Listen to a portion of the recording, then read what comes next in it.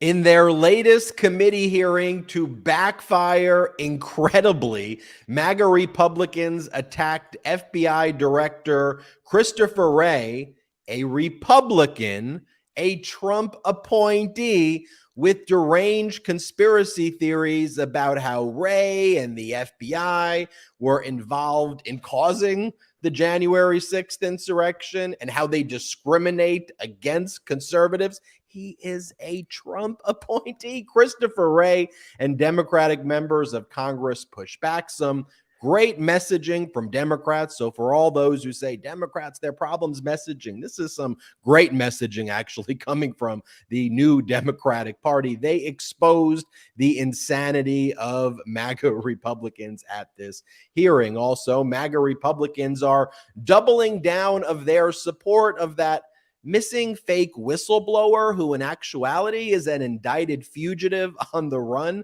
an unlawful agent of China, an unlawful arms dealer for Iran and Libya. MAGA Republicans, get this, they say the fact that the fake whistleblower is working for the CCP unlawfully, it makes him more credible. They like him more. Can you say 1984 on steroids? These MAGA Republicans have lost their mind. Well, they lost it a long time ago. Some big updates to report in Special Counsel Jack Smith's criminal investigation of Donald Trump's 2020 election interference. The New York Times just reporting that Donald Trump's son-in-law and former senior advisor that no America ever wanted in the White House, who couldn't even get a security clearance, who the leader of Saudi Arabia, MBS, bragged was, quote, in his pocket. Yes, Jared Kushner testified before the federal criminal grand jury investigating Donald Trump's crimes last month.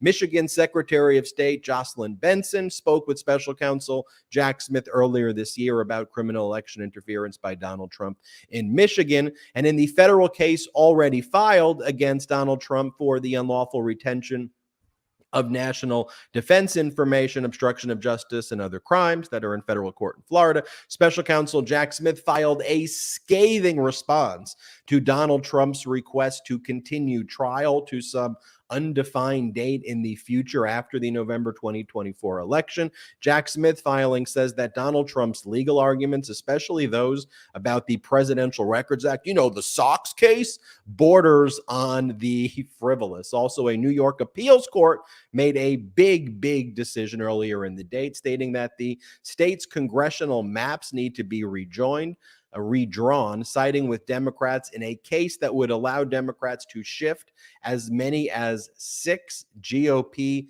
held seats in their direction. So you take what's going on there, what's going on in Alabama, what's going on in Louisiana. It's shaping up to be a lot more seats that should go Democrat in the upcoming elections. And slowly, but that's a good thing, because slowly but surely, President Biden is like repairing a lot of things. He's repairing the U.S. healthcare system, reversing a number of Trump-era sabotage, and ensuring millions of more Americans get access to affordable coverage. Border crossings in June plummeted. Sweden close to becoming NATO's 32nd mayor. U.S. member. The U.S. is producing more oil domestically today than it did at the same time of year in 2019. So all of those MAGA Republican drill, baby drill stuff is just complete nonsense. Inflation has now dropped to 3%, which means for 12 months in a row, inflation has lowered thanks to the Inflation Reduction Act. Job growth is up, folks. This is the Midas Touch podcast. I'm Ben Meiselas, joined by Brett and Jordy Meiselas. We'll spare you the conversation that we had before we started, but it involved a lot of discussions about our workouts right before the episode and how that impacts our appearance. But I think the people want to hear about it. Honestly, though, I think they want to hear about me crushing it on the Peloton. How many miles you do, big? You not quite being as good as you were in your heyday, you know. But you know, you got to try your best. That's all we could ask for. Jordy's bench pressing like 450 pounds or something crazy right now. I don't know. The only reason we did, because I just got off the bike, so I'm like glowing right now. I like sweat for like 2 hours after the bike. Brett, you're always glowing. I got that glow. Thanks, guys. Thanks, brothers. Always there to boost me up. But no, I mean, we certainly got a lot of show today, huh? Even while I was on the bike, I was like, news. The hits just keep on coming. Jack Smith right now is moving at such a quick pace that it is absolutely stunning to see. And judging by what he's doing and looking at the messages that we're seeing come out of Donald Trump's social media account, it's really right now starting to feel like something big is brewing. So all eyes on the January 6th investigation into Donald Trump's 2020 election interference. A lot is cooking there. And we're on a really good trajectory right now. It feels like the tide has turned on a lot of things. And I think people are really going to be feeling this on a personal level very soon as the economy changes, as we see progress at the border. There's a lot of good news to talk about. Excited to get into it all with the Midas Mighty. Jordy, what's new tonight? How are you doing?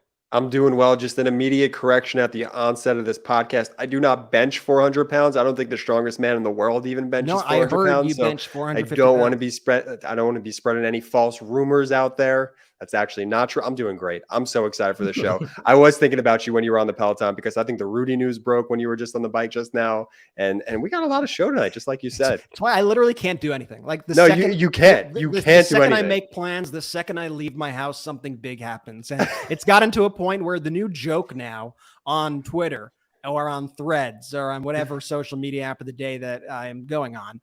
You got people reaching out to me saying, Brett, we need more indictments. Can you please go on a trip somewhere? Brett, we need more indictments. Can you please get a haircut? And like it happens more often than not where I'm away and something happens. So there's something going on in the universe. But Ben, why don't we get into it? What's new out there in the let's just start with some breaking news. One of the reasons why I love doing this show live is because usually right when we go live, the final stories of the day will break if they haven't already, and we can incorporate them into our live podcast. So we just learned that Judge Beryl Howell, the federal judge in Washington, D.C., who's presiding over the defamation case brought by Ruby Freeman and Shay Moss against Rudy Giuliani for defamation, has just sanctioned Rudy Giuliani, ordering him to pay $89,000 plus in attorney's fees to Shay Moss and Ruby Freeman, and also threatening to hold him in contempt of court if he doesn't comply with obligations to turn over more documents. I actually thought that the sanctions were going to be more than that. Rudy Giuliani has just flagrantly violated all discovery obligations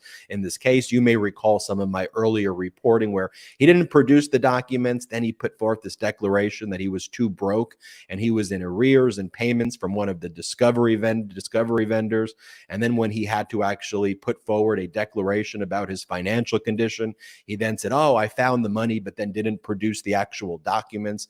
And then we identified that he called himself other names, like he was calling himself his mom's name on emails with people like his late mom and emails with people like Mark Meadows to try to hide communications. But Judge Beryl Howell had enough, threatening to hold him in contempt, sanctioning him $90,000. And that's not even the verdict in the case. So someone who's already strapped for cash now has to pay $90,000 in sanctions, and he's going to lose this case and likely have to pay millions of dollars when it goes to trial. My only gripe with Judge Beryl Howell, and I'm a big Judge Beryl Howell fan. You may remember that name because she was also the chief judge in Washington, D.C. federal court. So she presided over the grand jury and made a lot of those rulings in special counsel Jack Smith's investigation of Donald Trump. A lot of those big executive privilege, attorney-client privilege rulings she made in favor of special counsel Jack Smith, and she was affirmed on appeal, meaning she was not reversed in those orders. So big rulings, but she makes her orders in like 3 font in these minute orders, and she doesn't issue like these actual orders. I don't know, Brett, if you can actually pull it up eventually, but you have to like use a microscope to actually read her orders, and she's done it now multiple times, and you know it's just impossible. It's just impossible to read. So that's my one. I'm gonna find it, but I just actually we're getting in the first reaction of Rudy Giuliani right now to the news. Really? Let's pull it up. Wow. Wow. Wow, there you go. For the listeners, I pulled up the photo of Rudy's, I don't know, whatever was dripping from his head during the press conferences and back in, what was this, 2020? Some may say it's hair dye. Others may say they call him Rudy Colludi Duty Yeah, for no. a reason. But I will stop being. But I will find the Judge Beryl Howell as you continue actually delivering the real information to people. Okay, some real information. Like, let's talk about this hearing that the MAGA Republicans held in the Judiciary Committee, which was the oversight of the FBI hearing, right? Where the MAGA Republicans who go on Fox and OAN and all this right-wing media, where they spread the most deranged conspiracies about the FBI director, Christopher Wray. Now, like, Christopher Wray has been a Republican his entire life. He was appointed by Donald Trump in 2017. And when Donald Trump appointed him, he said that he had all the qualifications, great credentials, very well respected. Only 5 people voted against Christopher Wray's confirmation. The 5 people were Democrats. This is a Republican through and through. So it's like when you talk about in Arizona, the MAGA Republicans who say Rusty Bowers, the former Speaker of the House in Arizona, is a rhino. I say his name is Rusty freaking Bowers, okay? He's as Republican as you get. But to me, what this hearing highlights is a broader theme. Yes, it clearly highlights that MAGA Republicans are out of their mind and dangerous and fascist. But it further highlights that the Republican Party is no more. Like, it just doesn't exist, right? At the same time, you have this hearing taking place. You've got the MAGA Republicans who are putting in all of these pills to the National Defense Authorization Act. You've got a MAGA Republican senator from Alabama, and Tommy Tuberville holding up, putting a stay and blocking promotions of military leaders. It's the first time in 100 years the Marine Corps is without a commandant, and then all the other leadership and promotions are not able to take place because of a Republican, a MAGA Republican. They're doing all of their culture wars and having America must be removed from NATO in order for us to support the National Defense Authorization Act. Like, insane stuff. And so to me, the broader theme here that we should be talking about is that the Republican Party is just gone. And again, these are not conservative people. This is now the MAGA Republican Party. It is Trumpism. Trumpism equals fascism plus idiocracy equals Trumpism. That's what you're about to watch. So let's go through what went down in this hearing. You've got Republican Ken Buck, who's trying to remind his colleagues, because he knows what they're about to do. Yeah. You know, and he's trying to set the stage here. He's trying to do what he can do to be like, okay, people, remember, this is a Republican, but it's to no avail. So this is Ken Buck reminding his colleagues that Wray is a lifelong Republican nominated by Trump. Play the clip. You started out as an AUSA, and I'm getting this information from Wikipedia, the great font of knowledge in the digital age, and so I'm assuming that it's true, but you started out as an AUSA. You were nominated by Republican President Bush for the position of Assistant Attorney General in the Criminal Division at the Department of Justice, and you were confirmed by a Republican Senate, if I am correct in that. Yes, by unanimous voice vote. And you were then nominated by Republican President Donald Trump to be the FBI director, and again confirmed by the Republican Senate for that position. Yes, I think there were only 5 votes against me, and they were all from Democrats. According to Wikipedia, you're still a registered Republican, and I hope you don't change your party affiliation after this hearing is over. Can I make one point? Members of Congress have somewhere between 5 to 10, sometimes 15 legislative aides who work for them, ostensibly to give them information. Do you really have to say that it's based on Wikipedia? Just versus you have the Congressional Research Office. Like, this isn't on some esoteric thing either. It's about the level of support within the chambers, basically adjacent to his, like where he works. So it's a little curious that you have to.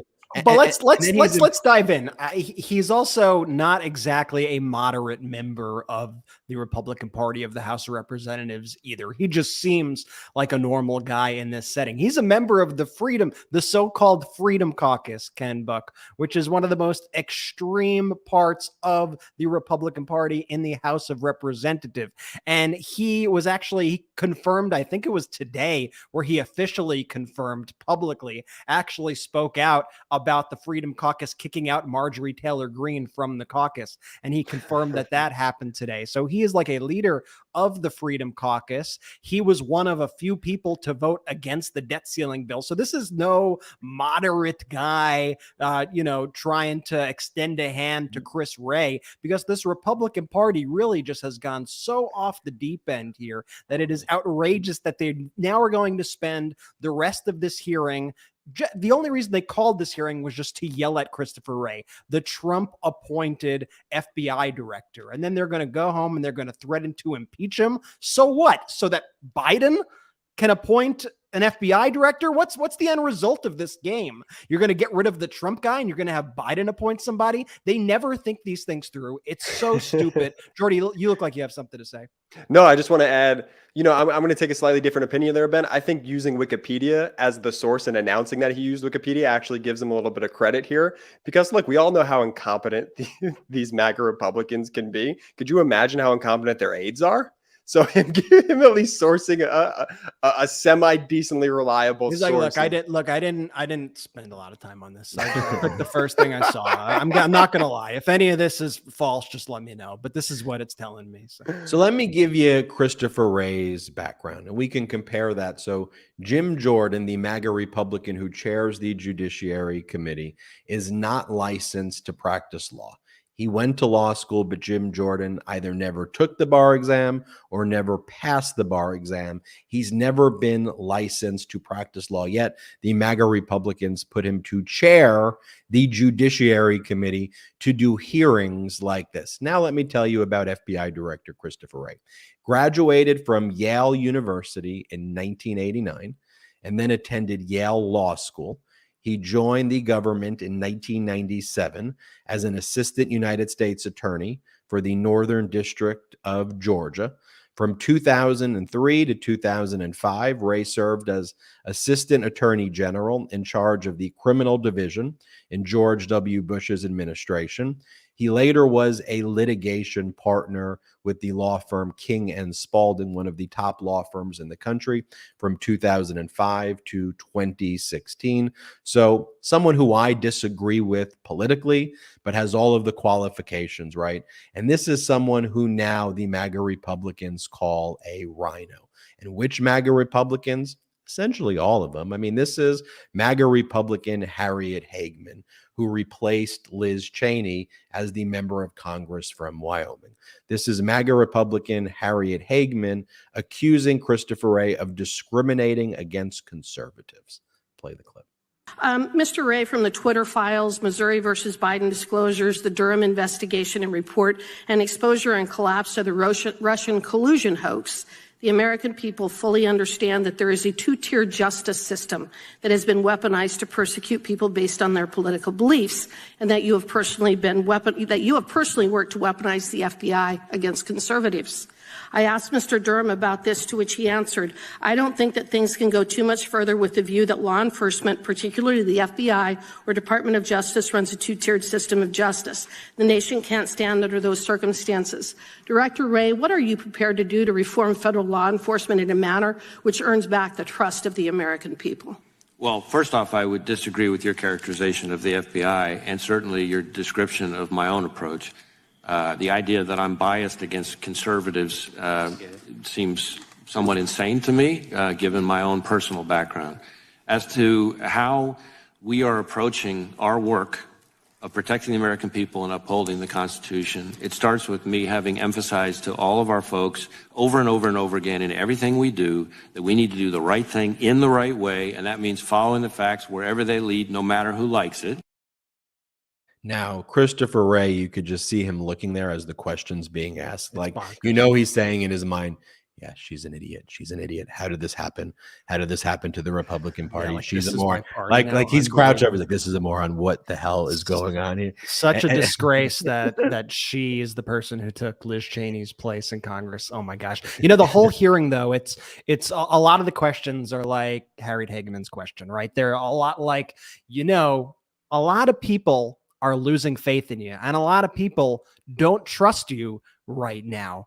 Could you explain why a lot of people don't trust you right now? Isn't there something that you need to do to make people trust you?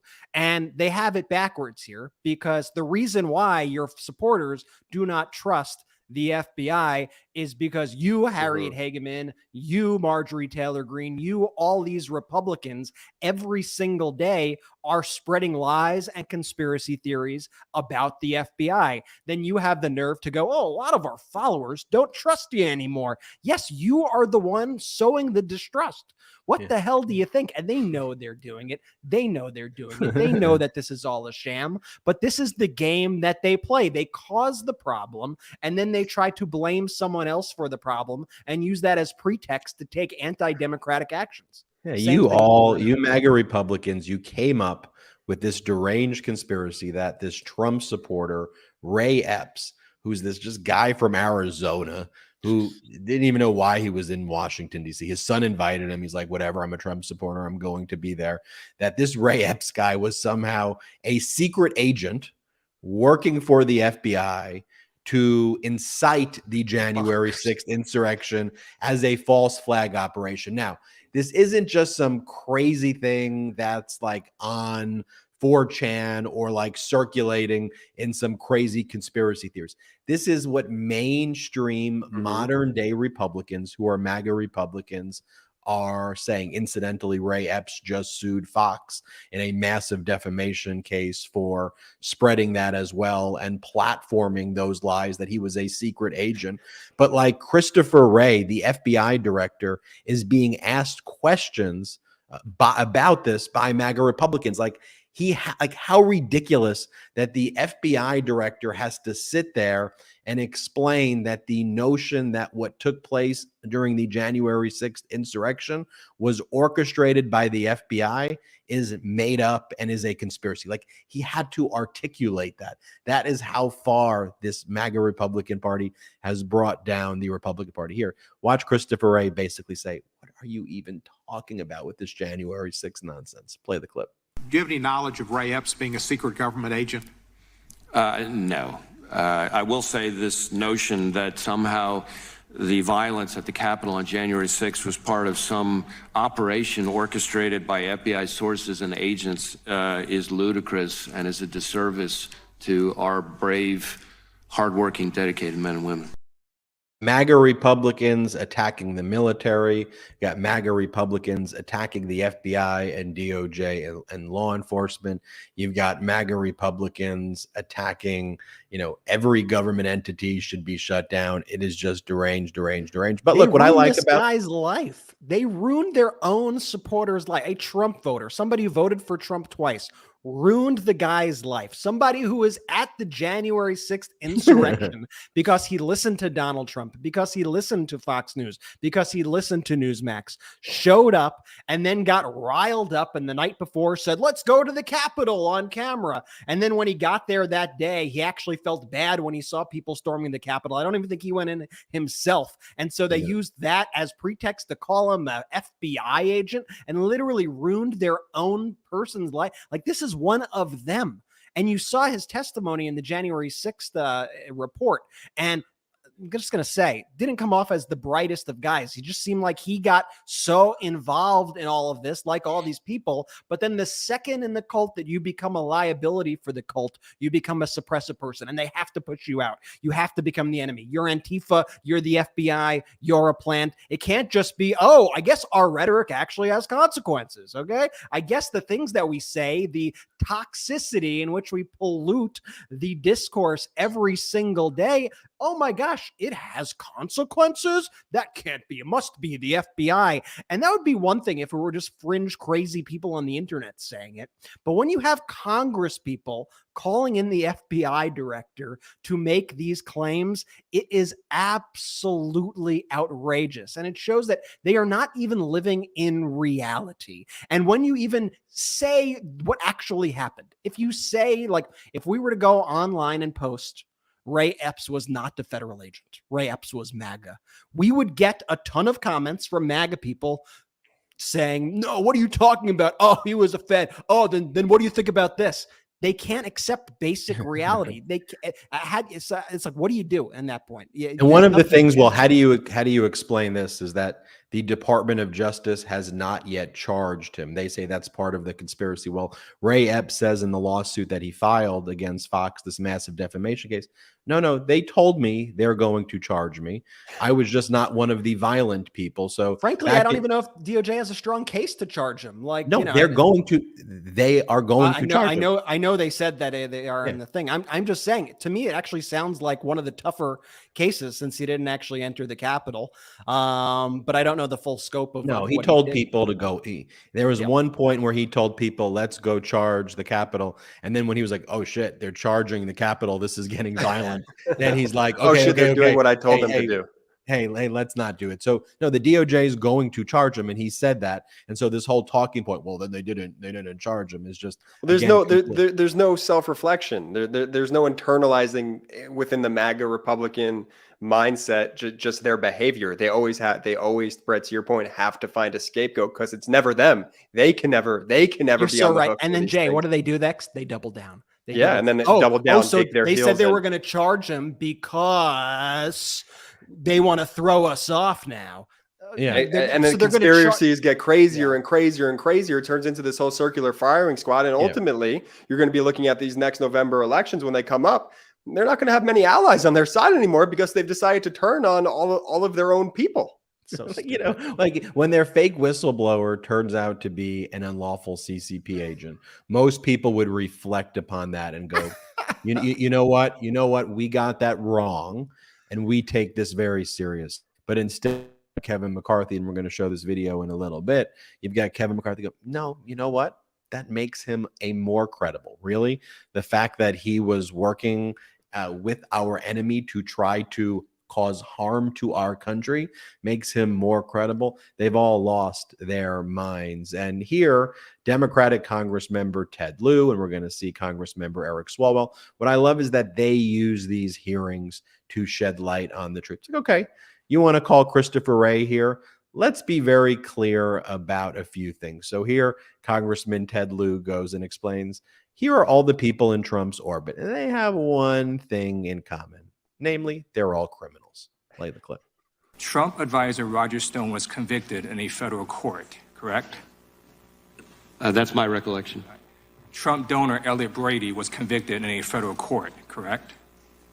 Also my recollection. The Attorney General at the time for those two convictions was Bill Barr. Which president nominated Bill Barr for Attorney General? President Trump. Trump's former lawyer, Michael Cohen, was convicted on two separate occasions in a federal court, correct? I believe that's correct. The Attorney General at the time for Cohen's second conviction was Matthew Whitaker. Which president appointed Matthew Whitaker as acting Attorney General? President Trump. Okay. Trump's former campaign chairman, Paul Manafort, was convicted in a federal court, correct? Yes. Trump's former deputy campaign manager, Mr. Gates, was convicted in a federal court, correct? That's my recollection. Trump's campaign foreign policy advisor, George Papadopoulos, was convicted in a federal court, correct? Yes, I think he pled guilty, yes. The Attorney General at the time of those three cases was Jeff Sessions. Which president nominated Jeff Sessions for Attorney General? President Trump. You were the FBI director for all of those cases at the time. Which president nominated you? President Trump. Okay. What these facts show is we don't have a two-tiered system of justice. We have one Department of Justice that goes after criminals regardless of party ideology. All of these folks were convicted under the administrations of three separate Republican attorneys general. It is not the fault of the FBI that Donald Trump surrounded himself with criminals. Donald Trump brought that upon himself. Thank you to the FBI for exposing the cesspool of corruption of these Trump associates. Just think about this. You've got a Democrat in Ted Lieu right there. You've got Christopher Wray, who is a Republican.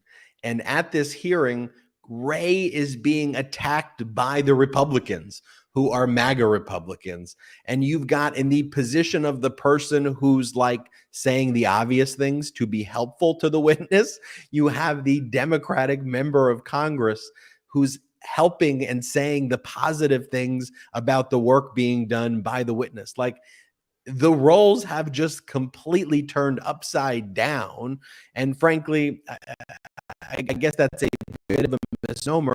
The only thing that's turned completely upside down is the Republican Party by becoming the MAGA Republican Party. And the Democrats are just saying, yeah, these are criminals. It's not two-tiered justice. These people committed crimes. They either pled guilty or they were convicted before a jury. And I'd go one step further than Ted Lieu. It's not that Donald Trump just surrounds himself with criminals.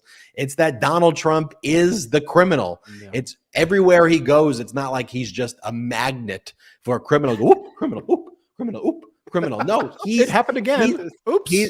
Oop, criminal. That's Oops, me being. I did it that's again. me being a. That's me being a magnet, Jordy. Like, they don't just stick to him. Good magnet skills. He's a criminal, and everybody who works for him does criminal stuff because he's like a mafia leader. And I want to show you what Congressmember Eric Swalwell said and what others said. But first, let's take our first quick break.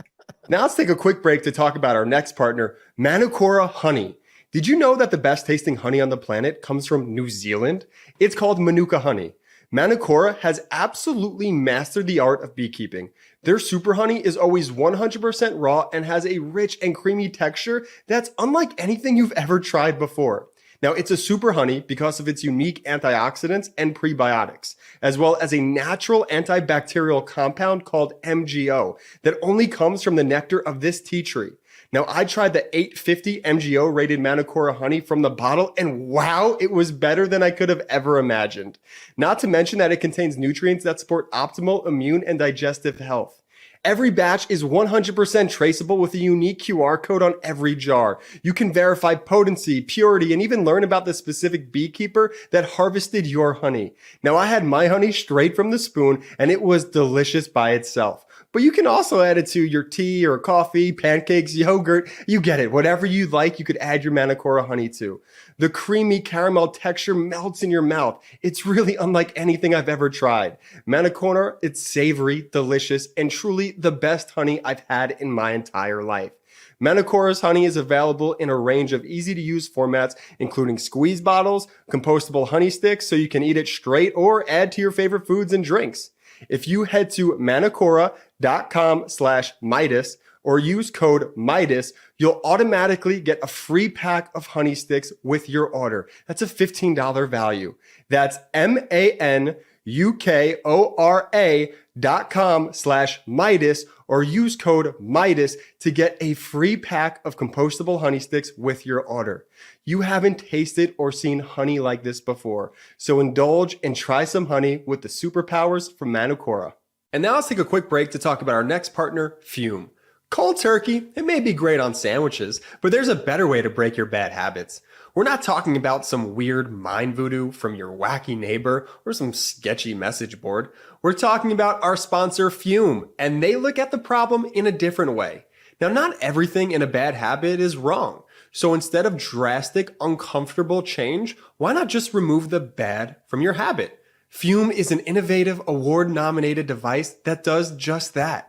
Instead of electronics, Fume is completely natural. Instead of vapor, Fume uses flavored air. And instead of harmful chemicals, Fume uses all natural, delicious flavors. You get it. Instead of bad, Fume is good. It's a habit you're free to enjoy and makes replacing your bad habit easy. Your Fume comes with an adjustable airflow dial and is designed with movable parts and magnets for fidgeting, giving your fingers a lot to do, which is helpful for de-stressing and anxiety while breaking your habit. The first time I used Fume, I was shocked at how flavorful and fresh it tasted. Now, it's easy to hold and perfectly balanced and quite honestly, extremely fun to fidget with. The real wood material and sleek design definitely classes it up, and I feel pretty darn cool holding it. Stopping is something we all put off because it's hard, but switching to Fume is easy, enjoyable, and even fun.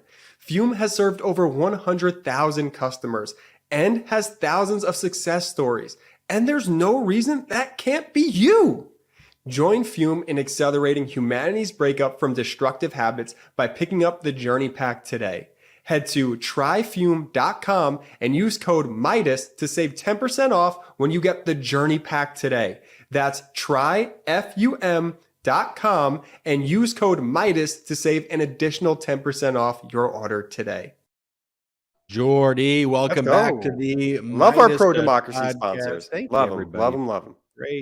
Great sponsor. All right, where we last left off, we were talking about this hearing that was called by the Republicans to basically attack the Republican FBI director because the Republicans in Congress are now MAGA Republicans who hate the Republican FBI director who's essentially investigating crimes. And because he is investigating crimes and because the Republicans commit crimes, they don't like the investigator of the crimes. And so what I like is that the Democrats kind of flip the script here. And we've seen this over and over and over again. And we've highlighted these other hearings where the Democrats basically hijack the hearings to show what's really going down here. So we just showed you a clip by Ted Lieu showing how Donald Trump just surrounds himself with a bunch of criminals. I made the point that's because Donald Trump is the big criminal who leads all the other criminals.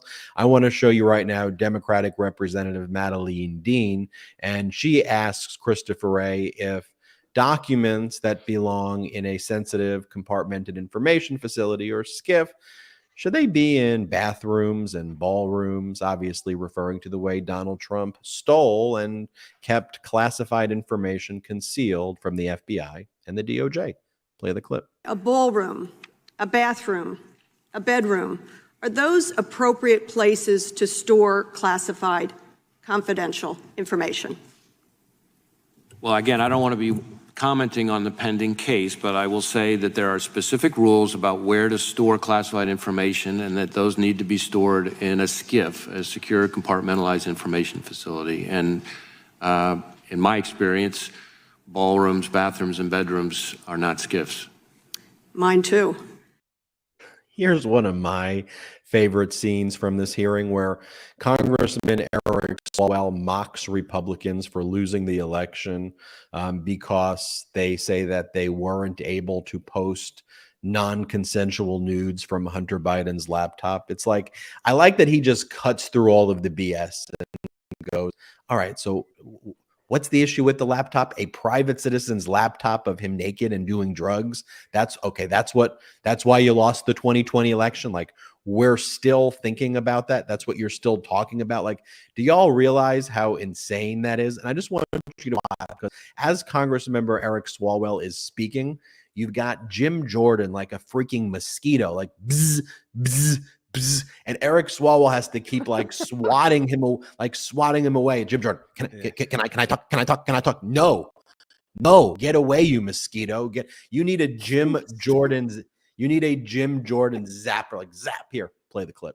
Chairman, I've counted in this hearing, and we're only about an hour and a half in, the use of the word laptop about 20 times. In fact, in the chairman's opening statement, he said that he's upset that he believes the FBI prevented more Americans from learning about a private citizen's laptop. That is bananas to me. You all are bringing up FISA every single question. You're essentially saying to the American people that you're guardians of personal security and privacy, but the 2020 election was determined because the FBI didn't let more Americans see a private citizen's non-consensual nudes? Is that what we're saying here? That you lost the election not because of your ideas, but because a private citizen's laptop Do you want an answer? wasn't out there? Will you yield? That's bananas. Like, you should be a party of ideas, not a party of non-consensual nudes to help you win an election. Will you yield for an answer? It seems like that is what the objection is here today. We should be talking about the mass shootings that occurred over the last 10 days. Instead, this hearing has turned into absolute chaos. Absolute chaos and a total fascist clown show because of people like Jim Jordan. And remember what I said, though. There's a reason why I mentioned Jim Jordan's qualifications, because he doesn't have the intelligence, background, experience, emotional intelligence, nor the attachment to reality for the job. And that's not just unique to Jim Jordan. And I gave the contrast because, look, Christopher Wray is someone who I probably disagree with politically on a number of things, but fundamentally when it comes to protecting our democracy, when it comes to investigating domestic terrorism, when it comes to taking things like the January 6th insurrection very seriously, and it's never an issue. You know, the MAGA Republicans are always like, and they're going after conservatives at the school boards for speaking their mind. Nope. That is never what happens. The FBI does investigate when a MAGA Republican acts like a terrorist at a school board meeting and threatens to blow up the school. That is not an attack on conservative speech. That is an investigation of a terroristic threat. That is what is going on. And the MAGA Republicans, then you remember you have that crazy judge, the Louisiana judge, Judge Dowdy's like, they're just going after conservative speech. Really?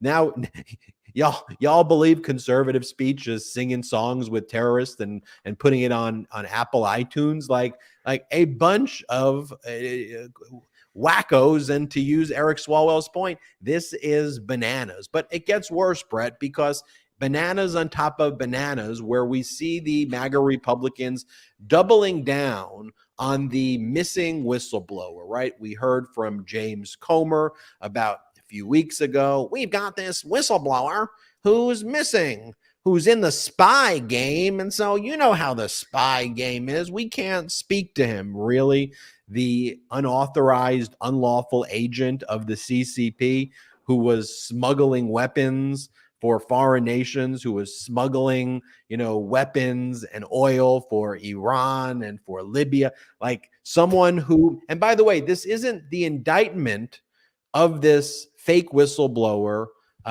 agent of China. It's not just some broadly worded indictment, right?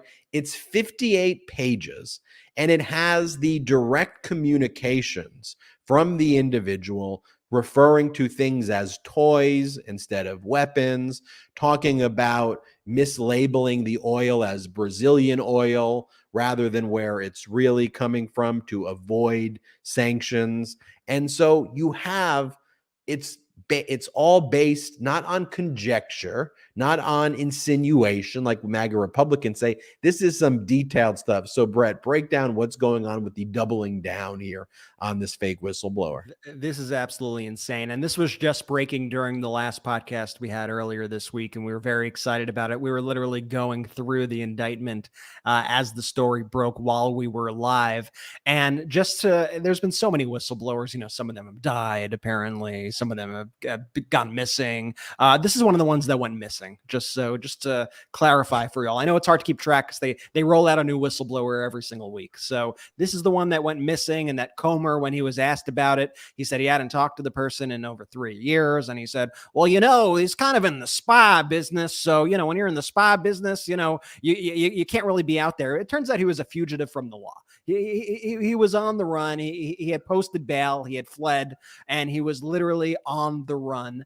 And he had been indicted in the United States on really serious crimes. I mean, this was a guy who James Comer called his, quote, very credible witness. I got a very credible witness out there. He was indicted for arms trafficking, violating U.S. sanctions with Iran, making false statements, being an unregistered foreign agent for the Chinese Communist Party. Like, you cannot make this stuff up? And I just want to clarify, because last episode we were kind of throwing darts at the wall with, okay, there's individual one listed in this. There is co-conspirator one listed in this. And it looks like individual one, now that we have more clarity, is Jim Woolsey, who is ex-CIA chief, who is an advisor to Trump.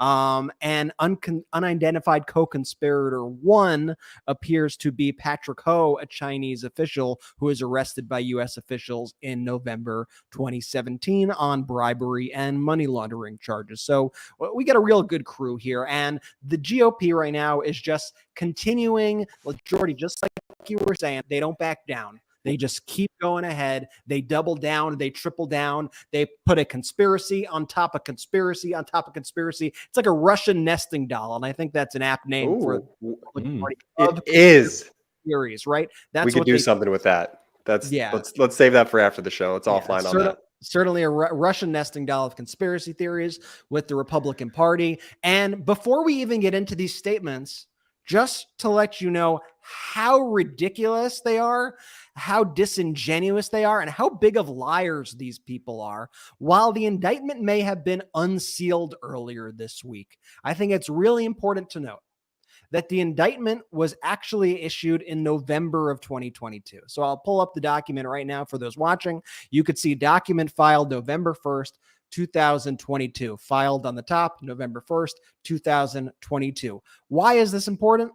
Because the Republican Party, James Comer, Jim Jordan, Kevin McCarthy, Nancy Mace, all of these liars are going on TV and they're saying the only reason they indicted this guy is because of our Hunter Biden investigation, the one that didn't exist for another 8 months. Is this Minority Report? What do you think happened here? They were able to see the future. They were like, we got to indict this guy because in 8 months, the Republican Party is going to want to use this. Ridiculous. They went to this guy. And by the way, we all know what happened to this guy, right? Like, this guy was under federal indictment. This guy was on the run after being arrested. I think he was arrested in Cyprus or something.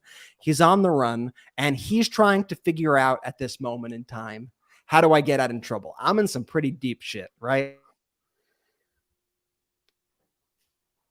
So I got to get out of this. So what could I do? I could become a whistleblower for the Republicans and try to get immunity. They'd buy that. I'll tell them I'll give them some stuff. They give me immunity. I get a get out of jail free card. That's what this guy was doing. He was relying on the Republicans to give him immunity. And the Republicans, of course, welcomed him with open arms. And so you have Maria Bartiromo on Fox, who I don't know how she still has a job on Fox, with Maria Bartiromo being one of the key people in the Fox lawsuits who has spread so much disinformation. The worst. They keep her at the network. She is seriously, and they put her on like Fox Business as well, like giving business advice. Would you take business advice with this? This is the absolute lunacy. And so she had Kevin McCarthy on, and her and Kevin McCarthy went to spreading this lie that the indictment actually just happened. And so it's probably directly in response, right? It's got to be directly in response to these Hunter investigations. Like I said, the indictment actually happened in November of 2022. She's a liar. But Brett, before you even go there, even if they just happened, which they didn't, when you read the 58 pages, and it's not just like random stuff, it is very specific messages of him colluding with the CCP, with the Chinese government, to try to influence the Trump administration, and then actually doing so, and then engaged in these unlawful arms deals. Even if the timing to me was the opposite, which it wasn't, I would still be saying, wow, the timing that doesn't matter. It's just makes it even more outrageous that they are even trying to make this claim, given that it would have taken someone to be clairvoyant in order for that to be the case. Yeah. And sorry, if anyone is clairvoyant, it ain't a member of Congress. I'm just going to let you know right now. Anyway, Ben, you think they're reading the 58 pages? They're sourcing Wikipedia on the stand. I mean, it's unbelievable.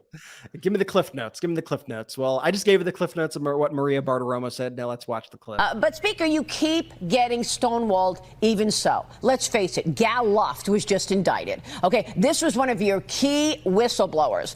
I want to get your take on what you're going to do about it, because But how many more whistleblowers are going to come forward after knowing that this guy who tried to tell the FBI and the DOJ what he knew about the transactions, business deals in the Biden family, now he had to go on the run and now is getting indicted? Okay, can I just say, just watching that, as I was watching it, my reaction was like, these are two really weird and disturbed individuals. Like, just even watching Kevin McCarthy's face, I'm like, these are just very strange and disturbed people. And then the Gal Luft guy shows up, and I'm like, these are three really disturbed individuals. And I'm like, this would be a parody in a movie like Idiocracy, and I'd be like, all right, I'm not buying this script. And then Kevin McCarthy's like, huh. Yeah, he's nodding his head. It's so much weirdo. Sorry for it. It's just from top to bottom. It's so deceitful, and they hit the audience with this also. Like, don't quote me on this, but I think that ran at like 7 a.m. Like, it was like an early news hit. Like, you're waking up and like that's what's being thrown in your face. Like, I mean, like, it's like, dudes, please just stop it. Just stop it. Marie Bartiromo was really just like the worst of the worst. But then you have Nancy Mace, who used to be held up by the media as, look, there are normal Republicans out there. No, they're really, at this point, they're not in the House of Representatives. They really aren't. Here's Nancy Mace saying that they're trying to silence our whistleblowers. Reaction to this indictment of Gal Luft. Well, no one should be surprised here. I don't trust the DOJ or the FBI. They are trying to silence our witnesses. This is a way to do that. He deserves to testify before the Oversight Committee. We have a lot of questions. We want to know why the evidence he brought forth to the FBI in that Brussels meeting in 2019 was not followed up on. Yeah, like there's really no difference between watching that and like watching what Christina Bobb said earlier in the day, where she threatens the FBI director. Like they're really all the same. Here, just play the one, Bob. What's her name? Donald Trump's lawyer. Play it. They're going after President Trump. They're raiding President Trump. I mean, the only thing that the FBI is targeting is conservatives. So I think Congress is doing a very good thing by taking a closer look at this. I think Christopher Wray should be very, very nervous about a change of power coming when President Trump gets back into office, because I think he'll lay bare what the FBI actually has been doing. Just threatening Donald, just threatening the director of the FBI. And this has been something that we've seen throughout a lot of these clips at this point. They want to equate their illegal activities with conservatism. And then they want to claim that they are being canceled, that they are being somehow discriminated against, that they are being targeted for their conservatism, not their crimes. I mean, that's the issue. These are crimes you are committing. This isn't conservative ideology. You are committing crimes. You are calling it conservative to try to make that some get out of jail free card. And I'm sorry, but that does not work in the court of law. And I hope that Jack Smith, I hope that Chris Wray, I hope all these people take these threats seriously when they hear them from somebody like Christina Bobb, because it's absolutely ridiculous to have somebody go on TV and say that. The Republican Party has become, honestly, no different than any cult, than the mafia. I mean, the Republican Party is a criminal operation at this moment. It operates in the same exact way. And they spread so much BS that sometimes they can't even keep their own story straight inside their head. So yeah, Jim Jordan yesterday going on Fox after all this, and Jim Jordan couldn't like even remember the lies. He couldn't even get his story straight. And he just stammered for like 30 seconds, completely unable to remember anything. He realized he was a mosquito. In that moment, he knew he was a mosquito. That's exactly what happened with the decision. When it came to the decision with Mr. I drew a blank there, Sean. I apologize. Yep. I got a huge echo in my ear, and I can't even hear. Sorry about that. Go ahead, pick up. But yeah, that's exactly what happened. They pre-bunked this story, and Facebook specifically asked the FBI, "Is the Hunter Biden story?" It's just so shameful what the Republican Party is. But the whole party, it's a shameful party. This MAGA Republican Party, and shameful parties need shameless leaders, and that's exactly what they have. They have a bunch of these spineless jagoffs that don't give a crap about the truth, that just want to go on TV. They want Fox News to like them. Did I say the right thing for Daddy Trump? They don't care about the truth. They live in this alternate reality, and it's just so strange to see play out in real time. We need for the emojis, which you get if you become a member of our YouTube channel. We got to cook this up. You know exactly where I'm going with this. A Jim Jordan mosquito emoji, where it's like a mosquito with Jim Jordan's head on it. Face and then we can put that as an emoji. So if anybody wants to design it, we'll try to design one. But if you've got one, you know, you can tweet it to me or send it to me on Threads with my at. We may turn that into the emoji. We could have a Jim Jordan mosquito emoji competition. But if everyone's seeing the emojis, you can become a member of our YouTube channel. That supports the growth of this independent media platform. We don't take outside investors, and so that's how we grow it. You can gift people memberships. You could ask to receive memberships. Sorry, Brett, though. That's Jim Jordan. Now, tell us what Kevin McCarthy says. And Salty just added also for everybody who's a member, the Rudy Giuliani with dye dripping down his head emoji, and Salty, so clutch. It's cracking. It's cracking me up. Salty, for those who don't know, but who doesn't know Salty? Salty's our producer who helps us out with all this content. Anyway, you know, you have to ultimately, you got to take it to the next level, right? It's not bad enough that you got caught doing all this, but when you get caught, you got to say that, yeah, this is all part of the plan, right? You got to double down. You got to say, this is great. This reminded me of Kevin McCarthy when he clearly lost the debt ceiling fight. And he was like, what do you mean? This is great. I'm so happy right now. Everything is amazing. What are you saying? Okay, buddy. Well, Kevin McCarthy took to the news today, and I think it was Manu Raju who asked him the question. So what do? You know, your whistleblower who you've been touting now for months, turns out that he was indicted months ago and is actually a Chinese spy, did illegal arms deals with foreign countries. This seems like a credibility problem, doesn't it? And Kevin McCarthy goes, you know what? It actually makes my case stronger. I wish I were making this up, but here's the clip. No, it wouldn't undermine the case, because if you extrapolate that even further, the Justice Department went after him. Well, Hunter Biden received more money from the same foreign CEFC company that this informant did, much more. So it only made the case stronger that the government really did look into Hunter Biden. First off, the prosecutor looking into Biden, again, was a Trump-appointed prosecutor and a Republican who now they say is a rhino and they hate him the same way they say the Republican Attorney General, Bill Barr, is a rhino. So I just want to put that out. Number two, extrapolate. This is not a complex mathematical formula. There's very little that needs to be extrapolated here. Okay, your witness is a freaking spy. That's not an extrapolation. But what I will extrapolate in a little bit is Donald Trump going down the drain in Special Counsel Jack Smith's criminal investigation and criminal case, which I want to talk about right after this quick break. Like extrapolation. Don't go away. Don't you go anywhere. I have a big family, and that means there's usually a lot of trash left over by the time the work week comes to an end. And frankly, I used to feel a bit guilty about this, but then I got a Lomi. Now that I have a Lomi, it's changed the way I think about my food waste. First off, Lomi transforms my garbage into gold at the push of a button. Lomi's a countertop electric composter that turns food scraps to dirt in just under 4 hours. Now, I love composting, plus it's made cooking at home even more fun. There's no more food rotting in my garbage and smelling up the kitchen. Thanks to Lomi, I only have to take out the trash once a week. And it's a hassle-free, mess-free experience. No more leaking bags. Here's something cool too. I turn my waste into nutrient-rich dirt that I feed to my plants, lawn, or garden. That means it's not going to landfills and producing methane gas. I get to help the environment and make my life easier. And all the food scraps, plant clippings, and even those leftovers I forgot in the back of the fridge, they go back into my garden, helping me grow more nutritious food right from the backyard. I learned that food waste makes up a huge portion of our personal carbon footprint.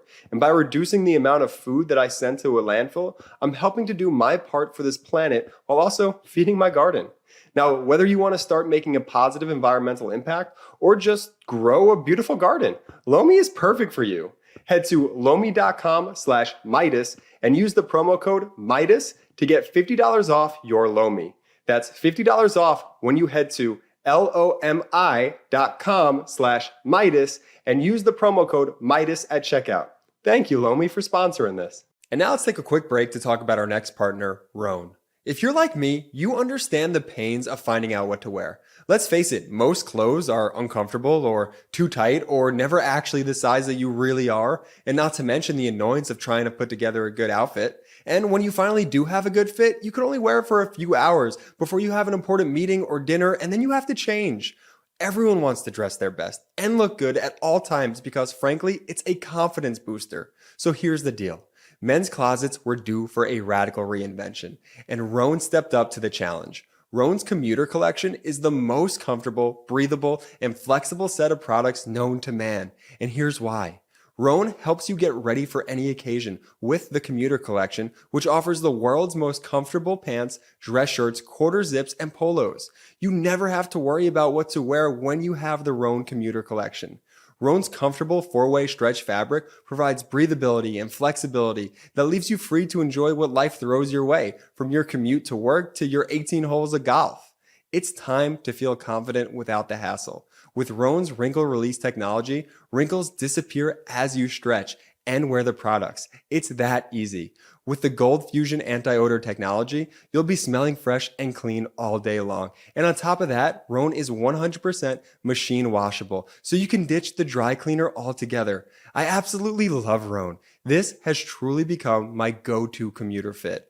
We're on the move a lot, whether it's jumping from meeting to meeting or catching a flight or an important dinner. The Rhone commuter collection has never let me down. The versatility and overall comfort of the collection is undefeated. Even after I wear it all day, I still feel super fresh because of the Gold Fusion anti-odor technology. The commuter collection can get you through any workday and straight into whatever comes next. Head to Rhone.com/Midas and use promo code Midas to save 20% off your entire order. That's 20% off your entire order when you head to RHONE.com/Midas and use code Midas. It's time to find your corner office. Welcome back to the Midas Touch podcast. We are live, Ben, Brett, and Jordy. Before going on to special counsel Jack Smith news, I want to say, Jordy, great ads as always. Thank you. Really, really Shout good. out to the sponsors. Descriptions, links right there in the description of the show. Just click it. Support the sponsors. Let them know we sent you. Number 2, I want to show Representative Jared Moskowitz, Democrat from Florida, at one of the committee hearings today when he went absolutely nuclear on Republicans for colluding with an indicted foreign agent of the Chinese Communist Party to try to attack President Joe Biden and help Donald Trump's reelection. Play this clip. But they're focused on the audit of the Pentagon. Can you imagine if someone audited this committee? Oh wait, I have that audit of this committee. Actually, it's in form of an indictment. That's the audit of this committee. It's an indictment by the Department of Justice because this committee is focusing on working with foreign agents, right? We want to talk about national security. That's why you guys are here. It's about national security. But the main committee is working with an indicted Chinese agent who does business with the Iranian regime and is an illegal arms dealer to Libya. All of this in order to own Hunter Biden. That's how far they've stooped. It reads like a 007 movie, this indictment, except they're working with the villain. You know, that's why I've sent a letter to the China Select Committee, the chairman of that committee, to open up into an investigation into what's happening in oversight, because I'm deeply worried about whether the CCP has manipulated the information that's been provided to this committee through their foreign agent that they're working with, and the information that they're then providing to the American people. It's also why I've sent a letter to the chairman of Foreign Affairs and the chairman of Homeland Security, because I need to know, and the American people need to know, they have a right to know, whether the indicted foreign agent, the illegal arms salesman who is working within the Iranian regime, who is a supporter of terrorism around the world, that's who they're working with. We need to know whether they have jeopardized homeland security in their search to help Donald Trump in his reelection. I yield back. So Congressman Jared Moskowitz, in addition to what you just saw during the committee hearing, sent a letter to the Republicans' China Select Committee asking them to launch an investigation into the House Oversight Committee to determine whether the CCP has infiltrated the committee's work. You have Democratic members of Congress, Dan Goldman and Jamie Raskin, sent a letter to the House Oversight Committee Chair, James Comer, demanding MAGA Republican Comer open an investigation into whether Republicans on the Oversight Committee have been unwittingly duped by their fake whistleblower, Gal Luft, in furtherance of Chinese interests, for who Luft is a By the way, agent. honestly, the most generous letter of all time, because they're like, now you wouldn't be so, this isn't what they say, but I'm like paraphrasing like the language that like how I'm reading it. You kind of have Raskin and Goldman being like, I know you wouldn't be so dumb as to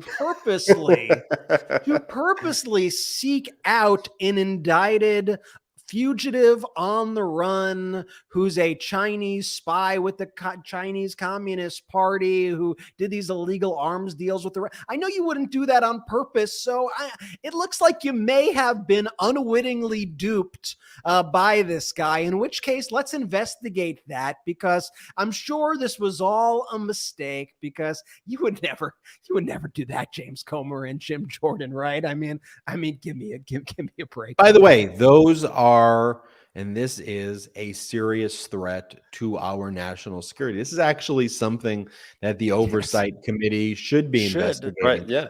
A Chinese spy working for the CCP that's infiltrated our government to try to harm the presidential administration. Like, that's something that I would say that's a meritorious committee hearing to get to the bottom of. But no, not with the MAGA Republicans. They're going to focus more hearing on Hunter Biden's nudes and a laptop that Giuliani took from some repair shop in Delaware that no one's ever seen before. And again, all they focus on, and this is just the weirdest part about it, are the nude photos. Like, you see these photos of him naked? No, I don't want to see the naked photos. Like, they always have them too. They have them on the ready to go. Well, it's their screensavers. Yeah, you want to see, hey, I got some nudes here. No one wants to see them. What are you like honestly, it is beyond, I'm just going to use the word from Eric Swalwell, beyond bananas. Let's talk special. And by the way, counsel. I'll say Eric Swalwell is going to be on Democracy with FP Wellman, with Fred Wellman show on the Midas Touch Network tomorrow night, I believe. So make sure to check that out on our YouTube channel. It drops at 8 p.m. Pacific time, 11 p.m. Eastern time. So check it out. Eric Swalwell on the Midas Touch Network tomorrow night, Friday night, if you're listening to this on Friday. Nailed it. And while we're getting things off our chest, I'm holding a trophy right now, and I don't want to hold it the rest of the show. I got it in between the Moskowitz segment because I wanted to give him the Congressional Rookie of the Year, but we moved off the segment like way too quickly. And so for the last like 6 minutes since that clip, I've been holding this trophy, and I want to put it down without it being awkward for the audience. So thanks. Great job, Jordy. Congrats, Moskowitz, on Congressional Rookie of the Year. Although the year ain't over yet. You got the year ain't over. We're in the competition. We're in the third quarter. It's still an open. It's his to lose. It's definitely his to lead. All right, Special Counsel Jack Smith keeping very busy. Right before we went live, he filed an opposition to a request by Donald Trump that the court, Judge Eileen Cannon, set a briefing schedule after Special Counsel Jack Smith asked the trial be held in 2023, specifically December 12th of 2023, with a jury selection to commence on December 11th of 2023. Special Counsel Jack Smith says this case is ready to go. We've turned over discovery. There's not any particularly complex issues here.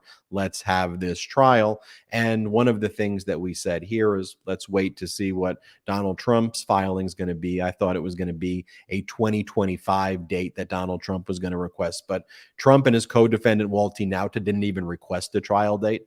They basically said we shouldn't even talk about trial until after the 2024 election. And then we can maybe have a status conference and talk about it right then. And Donald Trump said, look, there's very complex legal issues. There's the Presidential Records Act and the Sox case that we think is going to lead to the dismissal of this case. And there's just so much discovery. There's like 800,000 documents here. And then the issues of CIPA, the Classified Information Procedures Act. It's all very complex. So Judge, we need more time. And so that was essentially Donald Trump's filing. And then Jack Smith clapped back in this response, and it was indeed scathing. And Jack Smith's like, there's not any complex legal issue. Just because you believe the Presidential Records Act issue is some sort of novel issue, it isn't. So you can't just use that, like what you post on your social media, and then say the court needs to have an indefinite continuance because you're a freaking idiot, basically. Like, I'm paraphrasing, but this is what the motion says.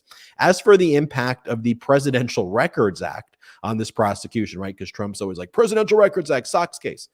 Jack Smith goes, any argument that it mandates dismissal of the indictment or forms a defense to the charges here borders on frivolous. The Presidential Records Act is not a criminal statute and in no way purports to address the retention of national security information. The defendants are, of course, free to make whatever arguments they like for dismissal of the indictment, and the government will respond promptly, but they should not be permitted to gesture a baseless legal argument, call it novel, and then claim that the court will require an indefinite continuance in order to resolve it. Now, regarding the quantity of documents, Jack Smith's like, well, it's perplexing to me that they just don't want to hire lawyers or hire a team. Like, he doesn't say this, but he's like, they purport to be billionaires and have lots of resources, so hire a team to go through the records. Like, we've dummy-proofed this for you. We made a map and key of where all of the documents are. There's really only 5,000 kind of key hot documents that we're really going to rely on anyway. And so this is not particularly complex if you actually just hire some people to go through it. And then when it comes to the issues under CIPA, the Classified Information Procedures Act, Jack Smith's like, we're ready to turn over the classified information. Trump's lawyers have not filled out the form yet. You know, only 2 of them have filled out the form. The other lawyers haven't filled out the form. So they are the reason for the delay here. And let's go to trial. There's no reason why this case should be delayed. But I just thought that first part, because we hear Trump always mention Sox case and Presidential Records Act. And just in 3 sentences, Jack Smith just totally dismantles it. And that's the thing that everybody knows. Like, anybody who actually knows the law knows, okay, the Presidential Records Act has nothing to do with this. It's not like, doesn't create preemption here. And anyway, that's I thought a great argument by Special Counsel Jack Smith. I love how scathing it was. Also, Special Counsel Jack Smith, we've learned, at least his team was in Michigan meeting with the Michigan Secretary of State, Jocelyn Benson. Do you remember earlier in this year, Dana Nessel, the Attorney General Michigan, was saying, I wonder why they're not talking to us. And remember, the Michigan Attorney General opened up an investigation into election interference. Well, now we know Special Counsel Jack Smith was just building the case and just kind of waiting for the right time. They've been in constant contact with Jocelyn Benson, the Secretary of State, really since March, and she shared all of the information with them. She's been very cooperative. She's a Democrat. What a great team there with Governor Gretchen Whitmer, with Attorney General Dana Nessel. Absolutely. I mean, hey, I got to say, it's the silver lining of MAGA being so crazy, right? Because you get a state like Michigan, which has always been a competitive state for as long as I can remember. And now all of a sudden the Democrats have really full control of that state, and like really incredible, strong leaders who are rising to the occasion. Just really, and like the future of the Democratic Party there. They are really, really good.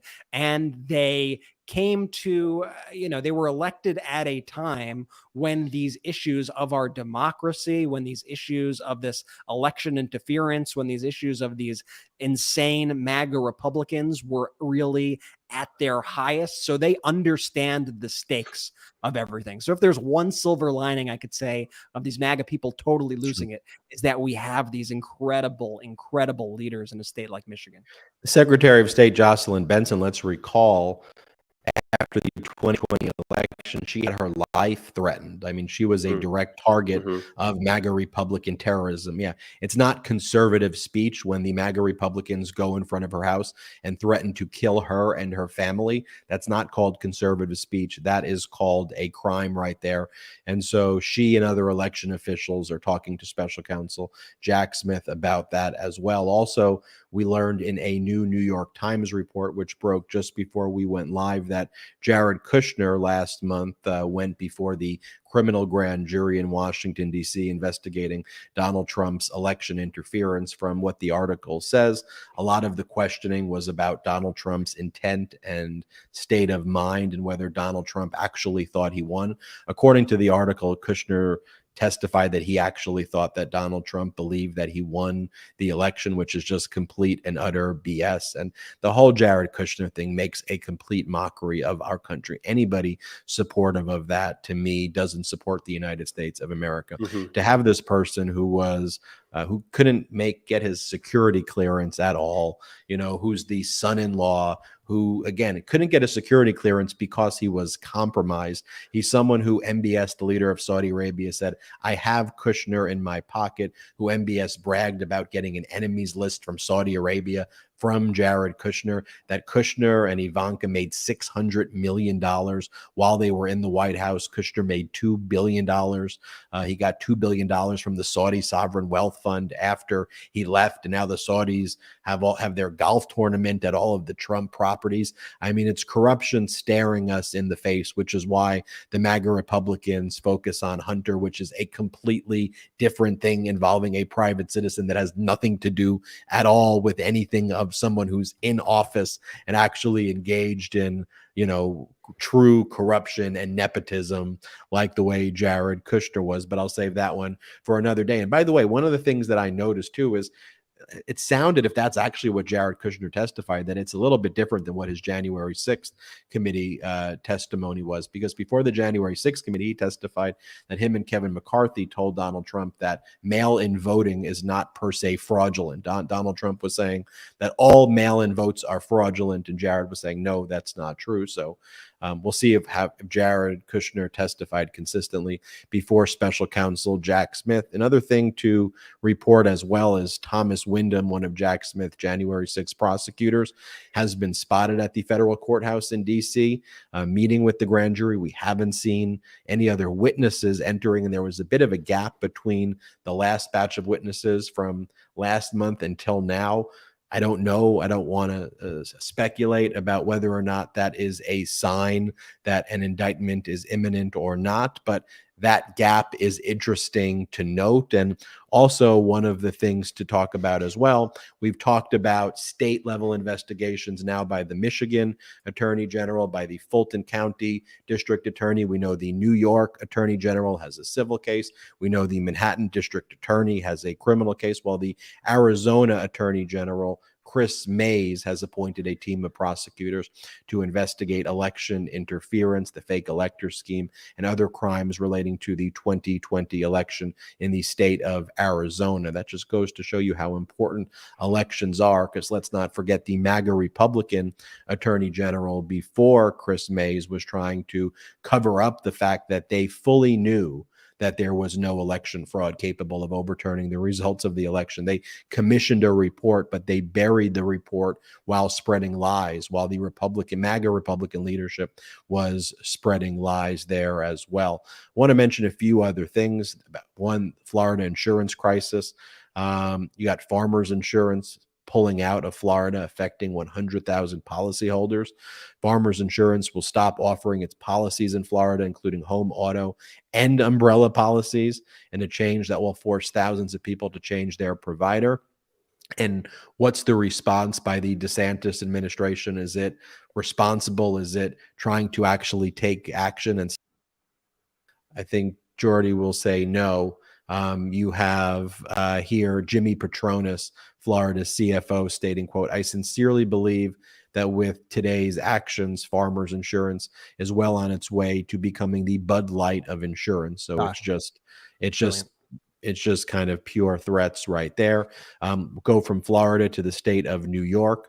A New York appeals court on Thursday ordered the state's congressional map to be redrawn, siding with Democrats in a case that could give Democrats a fresh chance to tilt one of the nation's most contested House battlegrounds back to blue. If upheld, it would allow Democrats to shift as many as 6 GOP-held seats in their direction. I don't even think that includes George Santos's seat as well. And the courts ordered the state's bipartisan redistricting commission to promptly restart a process that would effectively give the Democrat-dominated state legislature final say over the contours of New York's 26 House seats for the remainder of the decade. So, you know, it's interesting. The tenuous control that Republicans have of the House of Representatives was based on numerous court rulings that are now being overruled, or by actions by the Supreme Court intervening, which have now been overruled. And like we talked about, what's happened in Alabama, what's happened in Louisiana, where the Supreme Court effectively stopped district courts, which found racist and unlawful gerrymandering. The Supreme Court allowed the racist, unlawful gerrymandered districts to remain in place through the election and then reversed the districts afterwards recently. So there was already going to be 3 to 5, I think, Democratic pickups right there based on the unlawful racist gerrymandering. Now you add another 5 to the table here in New York. And so you could be talking about, when all is said and done, about 10 to even potentially more seats that should have been Democrat. And by the way, think about what that has done. Like, I'm very happy that this is happening now, because this is what the law should have been. But the fact that this has allowed the MAGA Republicans to take over the House of Representatives, we would not be seeing this idiocracy, fascism equals Trumpism that we talk about in the House of Representatives. Instead, we would be seeing hearings about how to improve your working conditions and how to make sure that, you know, you never lose your Social Security, and what we can do for students and seniors and veterans, and how we can put together packages of things that are actually helpful for people. That's what we saw in the first term of the Biden administration. I mean, the first 2 years of the Biden administration, which was so productive, and we're seeing tangible benefits in our economy. So, Brett, you see what happens when Democrats were in control. Major pieces of legislation, from the PACT Act to the CHIPS Act to the Inflation Reduction Act to the Infrastructure Act. I could keep going on and on and on, but those things are not just catchy acronyms or cool names. Those things have resulted in major wins that we're seeing. So walk us through some of these economic wins. Walk us through what's happening at the border, when finally President Biden has been able to implement his own policy and be removed from the shackles of Trump's ridiculous policies. What's going on there? Yeah, well, we're seeing a lot of really good trends that I think aren't getting nearly enough attention. The inflation report came out earlier this week, and it was huge news. The inflation rate dropped to 3%, which means for 12 months in a row now, inflation has gone down. 1 year ago today, for some perspective here, the inflation rate was at 9.1%. So 9.1% down to 3%, which is the lowest inflation rate since March of 2021. Huge news. Some of you may be wondering, you know, I still see higher prices. How is it possible that inflation went down? Well, it's the rate of inflation. So that just means year over year, the inflation rate increased 3%. So prices are still going up, but they're going slower. It's like, imagine if you're on a highway going 60 miles an hour and then you slow down to 10 miles an hour. You're still going straight, right? You're still moving ahead, but you're doing it as a slower pace. The Fed's target rate is like 2%. So we're finally getting very close to the Fed's target rate. So that's really good news for the economy, good news for families across America, that prices are finally starting to slow down a little bit. Egg prices, you know, egg prices were a big thing. Remember, egg prices every single day. They're $8 a dozen. They're about half what they were in January right now. So they've plummeted as well. And a side note, just about like oil and gas, the U.S. is now producing more oil domestically today than it did at the same time a year in 2019 under Donald Trump. You're seeing a lot of really kind of positive trends, a lot of good things happening in the face of all this Republican disinformation. The actual truth does just simply not fit their narrative. And I think it's important also to make this comparison. While the country as a whole is down to a 3% inflation rate, there is one state in the union that has become an inflation hotspot. I think we talked about it on the last show, but this is before the inflation report came out for the country, and that is Florida. Florida has a 9% inflation rate in some parts of the state. And when you have a guy like DeSantis out there and his whole pitch is make America Florida, and you see what's happening to the insurance industry there. You see what's happening to the schools with the teacher shortage. You see what's happening with inflation as it cools in the rest of the country. It is spiking there. You see the real difference in Democratic versus Republican policies and focusing on the things that matter versus focusing on this BS war on the woke that he's doing. So I think it's important to put that in perspective and put it all together for everybody. Not only that, you remember the Republicans, the news media, everybody right before Title 42 was rescinded by President Biden. What did you hear incessantly? You heard there's an invasion. And it's a horrible thing to say. So that's what the Republicans said. There's an invasion at the southern border. There's going to be an invasion. We need to impeach Biden. That's what we need to do. We need to impeach him, impeach him, impeach him. You had Marjorie Taylor Greene calling for impeachment. You had all this happening, right? You had the media doing live shots from the border. It's going to happen. Here comes the invasion. Well, what did we see? Title 42 was rescinded. Border crossings dropped tremendously. And now we're getting new data from June. Border crossings in June plummeted to the lowest levels since February 2021. February 2021. Here's a quote from a CBS News piece. They said the last time Border Patrol apprehensions along the U.S.-Mexico border were lower was in February 2021. President Biden's first full month in the White House. In May, daily illegal border crossings peaked at 10,000, a record before officials terminated Title 42 pandemic measure. In June, that dropped below 4,000.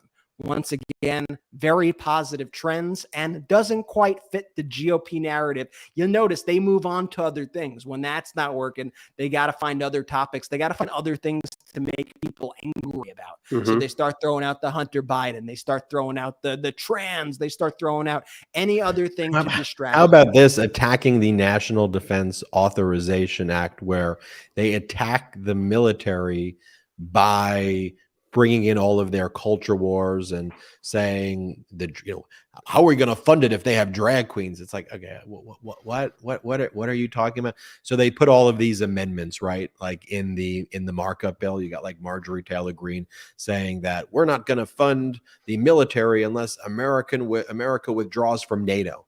That's actually an amendment that Marjorie Taylor Greene introduced to put into the National Defense Authorization Act to like defund Ukraine, to not give fighter jets to Ukraine. Like these are amendments that Republicans are putting in there. They're putting in all of these things about abortion. They're putting on they got to control a woman's right to control their body. Like all of this stuff they're putting in as amendments, and they're trying to put these poison pills.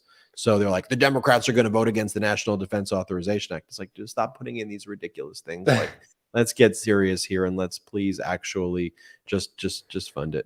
Yeah, as Moskowitz mentioned today, it passed 58-1 in committee. This is something that has never been a point of contention. And for these Republicans to try to do this, to see what Tommy Tuberville is doing and trying to hold up these senior military promotions, like you just have to accept the fact that this is a party that is willing to play whatever political games necessary, even if it damages our military, even if it harms our national security. They only care about getting elected, getting reelected, and they don't care if they have to hold the country hostage in order to do so, Jordy.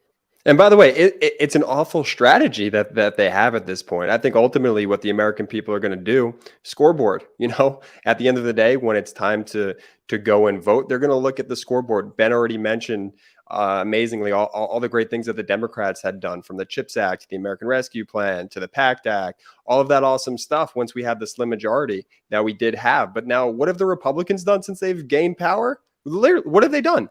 They've gotten into physical altercations on the House floor where one representative had to be physically restrained and put in a headlock after lunging at Matt Gaetz. They call each other little bitches on the House floor. Those are their words. They've stripped away the rights of women with the overturning of Roe. They go after the LGBTQ community constantly. They censured Adam Schiff.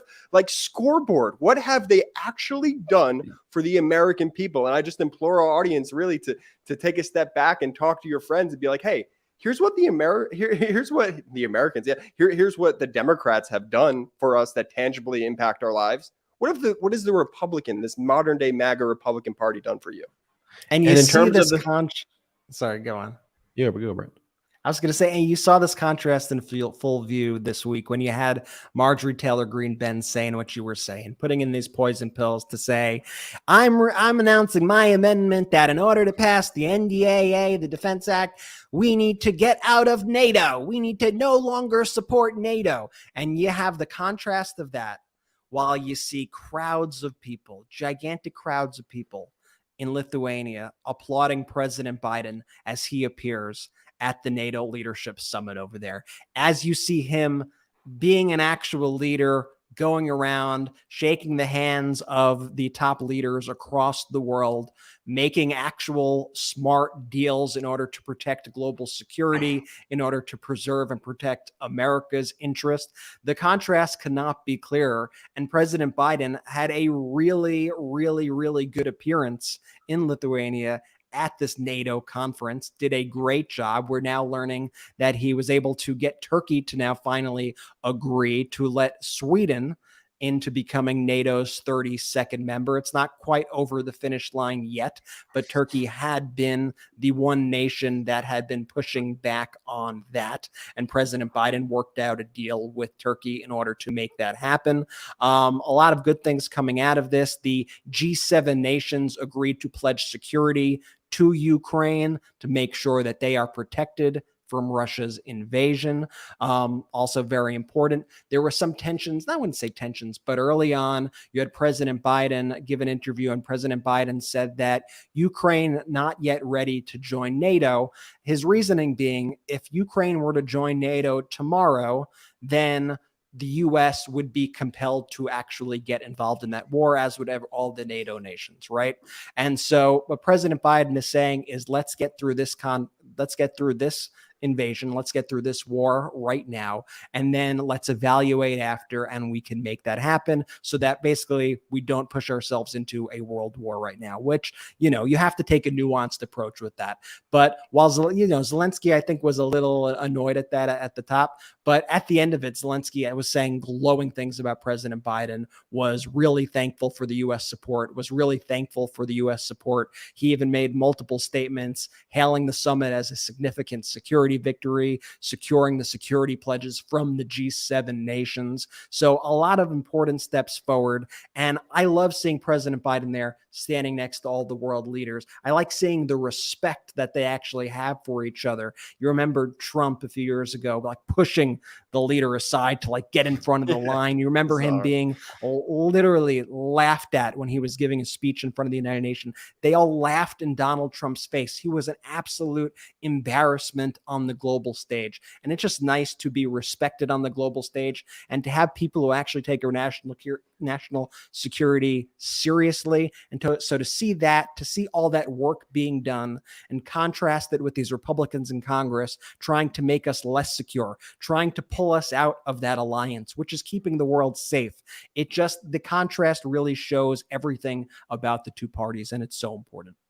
Jordy, the scoreboard absolutely does matter, but the scoreboard has to be seen by the people in order for the people to internalize the score. And sometimes large media networks, increasingly so, are not truthful arbiters of what the scoreboard is saying. When you look at the scoreboard and there's things being delivered for the American people by one political party like the Democrats and actually tangibly helping people's lives, and you compare it to the fascist idiocracy on the other side, I want a media that just calls balls and strikes and just says it how it is. I don't need the media to do favors for the fascists. I just want them to call it out and let us know what we see. Enough with the gaslighting. You know, we know what is going on when we can see these videos and have access to the documents. That's what the media should be doing. The media is not doing a good job at it. And so, you know, I'm grateful that we've been able to fill that niche, and we've been able to work with this incredibly vibrant pro-democracy community right here that you all created, the Midas Mighty, to share these moments together. And we know that this pro-democracy community, and y'all are just so intelligent, so compassionate, and I have so much fun just spending this time with you on the show and each and every day. But, you know, what I love is that I know that the work isn't over, you know, after the show, because that's really where the work begins. The show's fun. And then after the show is where you tell one person, two people, three people, five people, however many. That's the best way you can help out this network, is by spreading these messages. And we arm you with all of the data points, the videos, the documents, what people are actually saying in their own words. Sure, we give you our opinion, but our opinion is informed by the data. And of course, you're free to disagree with our opinions at any time. But I want to start from the premise of what the truth is, what the documents say, what the videos show, and to just call out in clear terms what the issues are. And I think this episode specifically showed that contrast more than ever. I really appreciate all of you. So if you want to support this network, one of the ways you can do that is by becoming a member of our YouTube channel. You'll see that $ at the bottom of our YouTube. Click it, become a member, only if you can. No worries if you can't. And if you're already a member, now's the time to gift others memberships. And if you want to receive a gift as membership, ask to receive a gift of one of these memberships to access the emojis and the badges. And really what that does is it helps grow this independent media platform, from our research to our editors to the production to everything you see kind of 24/7 that we're doing. That's one way you could really help grow this platform. We don't take outside investors right now. So this is the way we build our platform. Another way, which is different, so you can decide which one you like to do, or if you're able to do both, that would be great. But join our Patreon at patreon.com/MidasTouch. patreon.com/MidasTouch. You get first looks to the videos that we make before we release them publicly on our YouTube channel. We have exclusive podcasts. And of course, there is everybody's favorite, which is the Zoom that we all do with you. And we spend however many hours it is. If it's 2 hours, 3 hours, 4 hours, we spend as much time. We answer every question that is asked, and we get to meet you face to face, and you get to meet us and ask us any questions. There's never a question that is off limits, and we have the best time doing that. Another way to support the network is through our merch. And our merch is some great, great stuff. It's 100% made in the US. It's 100% union made. And you just go to store.midastouch.com and get that gear. Get the summer gear, get the fall gear, get all that Midas Touch gear. Wear it out, wear it proud. Let's be loud about our support for democracy. So check that out at store.midastouch.com. I love that one. It wasn't rigged. You're just a loser. And do me a favor, the no one is above the law gear is incredible. And the Convict 45 pins and the Convict 45 collection is great. Those pins sell really, really quickly. So make sure you get it. That's store.midastouch.com. Remember, 100% made in the US, 100% union made, and that supports the network. So for our YouTube viewers, make sure you subscribe to the audio podcast. So whatever device that you have that plays audio podcasts, just after the show, do me a favor, search the Midas Touch podcast, hit subscribe, leave a 5-star review there. For those who listen only on the audio podcast, do me a favor, give us a try at YouTube. You go to youtube.com, search Midas Touch, MEIDASTOUCH, search it, and then subscribe to our channel. We're heading towards 1.5 million subscribers that I hope we can hit by the end of this summer. Then I want to hit 2 million as a benchmark by the end of the year. Super rapid growth. thanks to you and thanks to all of your support for this network. Just think about this. More people now on a daily basis watch us on digital, watch this community on YouTube than Fox, than CNN, and by far all of the other large media networks on the digital platform. Love it. And that is thanks to you. And that is so important that we're spreading these pro-democracy messages. So again, that's the best way you can help, no matter what. Spread the message, tell a family member or a friend or a coworker or a colleague. Let people know about the Midas Touch community that you are a member of, and let them know there are people who love our country, who care about our Constitution, who can do it in an intelligent and compassionate way. And that is so important and what is needed right now. Thank you all so much for watching this episode of the Midas Touch podcast. Jordy, take it away. Shout out to the Midas Mighty! The Midas standing strong against the fascists. We sing our song. We will get it right whenever. At Midas Touch, we are unapologetically pro-democracy, and we demand justice and accountability. That's why we're spreading our message to Convict 45. That's right, gear up right now with your Convict 45 tees and pins at store.midastouch.com. That's store.midastouch.com.